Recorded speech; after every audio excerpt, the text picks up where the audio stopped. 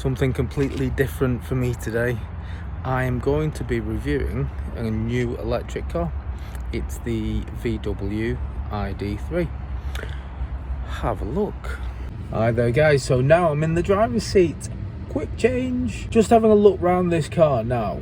The big thing for me is how much room there is. If you have a look in the back, we have got a shed ton of legroom, as you can see.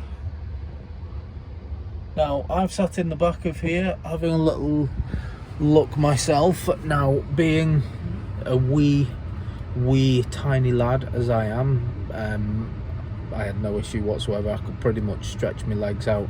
I'm sure if you were 6 foot plus, you'd still be able to sit in the back seat comfortably. So the main display, what we've got is we've got our speedo, we've got our range. So what you've got is this little button here. If you push it forwards, it puts you into drive mode. If you push it back towards you, it puts you into reverse. And then, having done that, we've got proper gadget pedals. So we've got a pause button here. So we've got the symbol of pause, and then we've got the play button. So that's our go button. So it is just 2 pedals. It is just an electric auto. So we've got a brake and a, I can't even say gas pedal now because it doesn't use gas, just electric. And then we've got our menu screen here, which I've had a little play with, but my god, there's so much stuff on here. Now we've got literally so many buttons. So you can control the radio, the air conditioning, everything from here, and it is all touchscreen. It's nice and Gucci.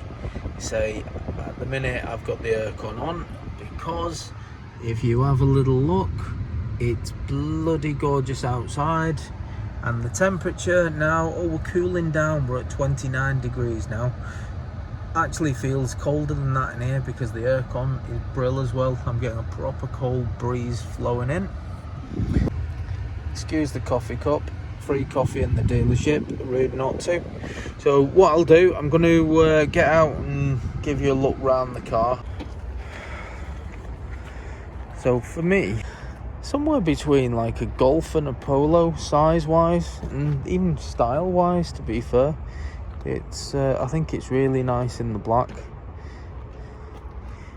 I know the few that I've seen of these, they've all been in this very ropey green colour, which I'm sure some of you will like, but it's not my cup of tea. It's a little bit too showy for me. Whereas in the black, it's quite stylish.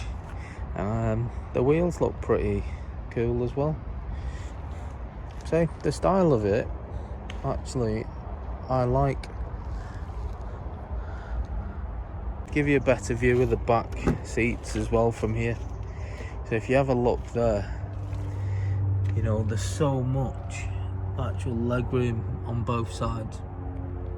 And if you look at the front seat itself, the front seat itself is not pushed forwards, and you've still got all of this legroom.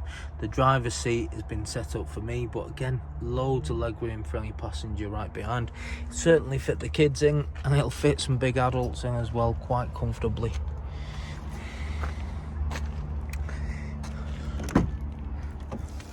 Yeah, see, as you can see, the seat itself at the front, you've got loads of legroom without messing about too much with the seat. We've got a couple of charging points in the back as well for the kids or anybody else who needs to charge the phone up, so that's pretty cool. And it has got the ISOFIX set up in here as well, so if you are putting kids seats in. I'm going to have a little drive of it. I'll let you know at the end how it fares on the motorway, etc. I want to see what this car's like doing 70 miles an hour, and then I'll see how much it affects our range, and that's a big decider for me if I'm going to buy an electric car. I don't want to suffer with range anxiety. I want to be able to go on the motorway for more than 100 miles without panicking that I'm going to run out of fuel, and ideally I want to be able to go on long journeys with the family still. I don't mind pulling over for half an hour, 40 minutes to get a coffee and give it a quick recharge. These are all things you've got to factor in. If you get an electric car, on the plus side, actually charging one of these costs a couple of pound, whereas we all know how expensive petrol and diesel costs are. So while you pay a little bit more for the car, in the long run, if you're doing some miles, you're not going to be in the fuel station filling up with petrol for 50-60 quid a time. So stay tuned, I'll have a little drive of it and then I'll give you my final thoughts after I've done that. Okay, thanks a lot guys. Hit that subscribe. I've just had a little blast on the motorway, nice and quick to get up to 70 mile an hour. It goes like stink. The one thing I can't get my head round is the range. Now I know this car, this is one of the better ones, it does over 200 miles on full charge, but when I started on this test drive it had 211 miles, something like that. Now I've done a couple of miles and it went down to 203. I went on the motorway and I did probably about 2 or 3 miles, and then that knocked 2 or 3 miles off the range. So that I was impressed with that, because I was doing, like I say, 70 mile an hour, so it did just go down a mile for a mile. But then I've come off the motorway and I've stopped for a sec, I've started again, and instantly it's lost 40 miles off the range. Now, not a massive issue when you're talking 200 to 160, but if I had 80, 70 miles, something like that, and it dropped to 20 or 10 in the space of a mile or two, I probably would go into a mad panic of range anxiety and stopping somewhere to get a full charge. So that could be a bit of an issue. I'm sure it's something you get used to, but yeah, I just find it a bit bizarre at the minute that you can do literally a couple of miles and it just dropped 40.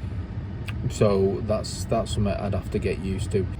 Yeah, so when you do push the brake, what you get is electricity put back into the engine. So you can see this little bar here. So when you move, electricity is being used to move the car. What happens is this gets a bit bolder on the blue, and the more energy you use, so the more you put your foot down, the more energy goes up here.